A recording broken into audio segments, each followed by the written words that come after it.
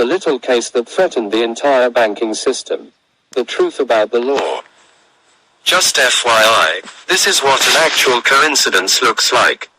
I want to tell you about a simple little case from an obscure little court, where the findings and verdict posed such a danger to the money power that they tried to prevent the judge from even entering the verdict. He refused. 1 week later the judge had an unfortunate fishing accident and died.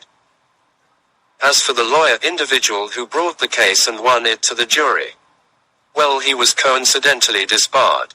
Oh, and the case findings. They were nullified on procedural grounds because, well, that's the law. And now, of course, any lawyer who attempts to cite the case, well, they too face sanctions and possible disbarment by the licensing system the government runs that allows them to operate in that legal system the government runs. Remember, it is all just following the law. What? Do you not support law and order? You probably hate kittens too then. So what in the world could the case have stood for that made the system react so violently? Simple. It exposed the truth about the banking system in a simple and straightforward way that allowed anyone to understand the fraud that it is. And, just as importantly, it showed how the people could defend themselves. Before I tell you about the Credit River case, I want to make sure you understand the legal issue. In order to have a contract, even the NSA admits you need the following. At common law, the elements of a contract are offer, acceptance, intention to create legal relations, and consideration. This just means the parties have to discuss terms, come to agreement on the terms, and then we both have to be obligated to exchange something of value. The something of value is called consideration in the law. Here, from the same NSA link, is what they say about that. Consideration is something of value given by a promisor to a promisee in exchange for something of value given by a promisee to a promisor. Typically, the thing of value is a payment, although it may be an act, or forbearance to act, when one is privileged to do so, such as an adult refraining from smoking. This thing of value or forbearance from some legal right is considered to be a legal detriment. In the exchange of legal detriments, a bargain is created. It's so beautiful, isn't it? Here is an excellent example of a legally binding contract where it can be difficult to determine whether the consideration was valid, and what the exact terms were. So not only do we have to agree to the exchange, but you have to each exchange something of value that is considered a legal detriment. It must be real. If you pay me with counterfeit money, well, the contract fails for lack of consideration, in legal terminology. You gave me something that was not real and not what we discussed, so I didn't get the benefit of the bargain. That is really all contract law is, a formal discussion of agreements between people. So now with that legal understanding, let's look at the Credit River case. I encourage you to go look at all of the paperwork yourself. If you are interested, go to page and search the link for Credit River docs mid-page. The case is straightforward. The bank plaintiff was trying to foreclose, and the property owner defendant was defending the action, claiming that there was no valid consideration given by the bank under the contract because it simply created that money that it gave by making a bookkeeping entry. Here is how the court described it. Lawrence v. Morgan was the only witness called for plaintiff, bank, and defendant testified as the only witness in his own behalf. Plaintiff brought this as a common law action for the recovery of the possession by foreclosure of a note and mortgage deed. Defendant appeared and answered that the plaintiff created the money and credit upon its own books by bookkeeping entry as the consideration for the note and mortgage of May 8, 1964, and alleged failure of the consideration for the mortgage deed, and alleged that the sheriff's sale passed no title to plaintiff. The issues tried to the jury were whether there was a lawful consideration and whether defendant had waived his rights to complain about the consideration, having paid on the note for almost 3 years. Mr. Morgan, the bank's only witness, admitted that all of the money or credit which was used as a consideration was created upon their books, that this was standard banking practice exercised by their bank in combination with the Federal Reserve Bank of Minneapolis, another private bank, further that he knew of no United States statute or law that gave the plaintiff the authority to do this. Owned him, exactly what did they use to buy it with again? I'm a bit unclear on that. So a straightforward simple case with very straightforward allegations. The case was tried to a jury. They found against the bank, basically finding that the bank was not entitled to possession because it hadn't given any consideration when it made the mortgage. Here is the short memorandum opinion that the court entered into the record with the order after the trial. The order the powers that be did everything they could to prevent the judge from entering. Memorandum. The issues in this case were simple. There was no material dispute of the facts for the jury to resolve. Plaintiff admitted that it, in combination with the Federal Reserve Bank of Minneapolis, which are for all practical purposes, because of their interlocking activity and practices, and both being banking institutions incorporated under the laws of the United States, are in the law to be treated as one and the same bank, did create the entire $14,000 in money or credit upon its own books by bookkeeping entry. That this was the consideration used to support the note dated May 8, 1964 and the mortgage of the same date. The money and credit first came into existence when they created it. Mr. Morgan admitted that no United States law statute existed which gave him the right to do this. A lawful consideration must exist and be tendered to support the note. See Anheuser-Busch Brewing Company vs. Emma Mason, 44 Min. 318, 46 NW 558. The jury found that there was no consideration and I agree. Only God can create something of value out of nothing. Plaintiff's Bank's act of creating credit is not authorized by the Constitution and laws of the United States, is unconstitutional and void, and is not a lawful consideration in the eyes of the law to support anything or upon which any lawful right can be built. Both parties were given complete liberty to submit any and all facts to the jury, at least in so far as they saw fit.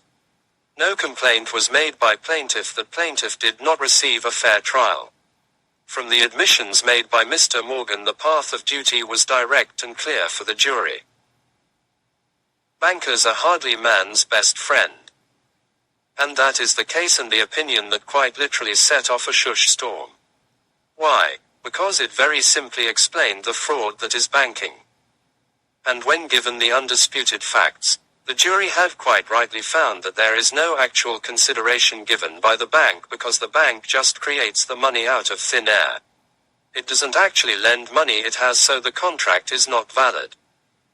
Do you see how dangerous this case is? Under no circumstances can these ideas become known or discussed openly as anything even possibly legitimate. It had to be erased and found to be cookery. Think of the implications otherwise. A jury of regular people had been told the truth about what banks clearly do every day, and they saw that it is nothing but fraud. Nobody has agreed to allow banks to create money out of thin air. The mortgages and other loans the banks make do not have any actual consideration.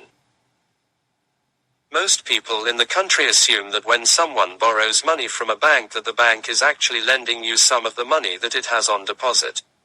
But that is just not true under the fractional reserve system we have. And if people understood this undeniable fact, as Henry Ford said, there would be a revolution overnight. And so those in charge make sure nobody does find out. The process by which money is created is so simple the mind is repelled. John Kenneth Galbraith. The law quite literally gives a protected class of private individuals, central bankers, and their facilitators the right to create money out of thin air, and then to lend out the made-up money and collect interest on it. You have to work, they do not. An honest thief, Josiah Stamp. The bankers own the earth. Take it away from them, but leave them the power to create money, and with the flick of the pen they will create enough deposits to buy it back again. However, Take away from them the power to create money and all the great fortunes like mine will disappear, and they ought to disappear, for this would be a happier and better world to live in. But, if you wish to remain the slaves of bankers and pay the cost of your own slavery, let them continue to create money. Josiah Stamp, former director of the Bank of England. The poor soon-to-be-dead judge in this case clearly was a man of principle. He believed the big lie he had been told about our country and the founding documents and our supposed freedom. He believed the system was what he had been taught. He was sadly mistaken and apparently paid for that mistake with his life in the form of a fishing accident. The modern banker plying his craft. There are two basic types of control systems. Overt systems, meaning openly with force or threats, and covert systems, enforced, by way of disguise or in secret. In an overt system of control, the people can see the force used to keep them down, like in North Korea. Therefore they know that the legal system is rigged against them. In a covert system the people are tricked into imagining they are in control and that therefore the legal system is fair. That is the key difference. Our system is a covert system. Therefore the entire system relies upon the people believing that they are in charge of the system, that the system works for them and that it is fair. One of the most difficult concepts for people to grasp and accept is that the legal system is not there to dispense justice. It is there to control you under the guise that it is there to dispense justice. The only obstacle that any covert system faces, such as ours, is making sure the people don't find out the truth about the system. Like the truth that this case exposes. And that is why so much time and money is spent brainwashing people very early on in government schools under government curriculum about justice and liberty and pledges of allegiance, etc. etc. And that is why the media tells us non-stop about how just and wonderful a country we have our whole lives. So now that you see the reality of the system, let's recap what happened in this case. The bank filed the case in the court. The bank looked to the court to take the property. The bank did not complain it didn't get a fair trial. The bank did not complain it was not allowed to put on its evidence. The evidence used by the jury was the bank's own witness admissions. The facts of this case were not in dispute. And what was the result of all this after the jury found against the bank? The bank ended up winning, later, on procedural grounds after the judge ended up dead, and the lawyer ended up disbarred. Do you see the real system yet? I don't know whether to laugh or cry when I see people who are so deluded. They actually think that they have to wait for 9 guys and gals to give them their rights. What more does it take for you to see that the Constitution prevents nothing? It is not part of the solution, it is part of the problem. Continuously talking about, getting back to it, and enforcing it, and its principles and limitations, just drains off energy that could be used to create real change.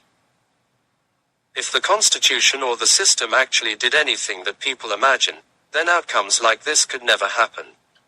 And if they did, the people would know about them and those responsible would have been brought to justice. But none of that actually happened because that is not what the system actually does. The system is there to control you, but its success depends entirely on you never finding this fact out.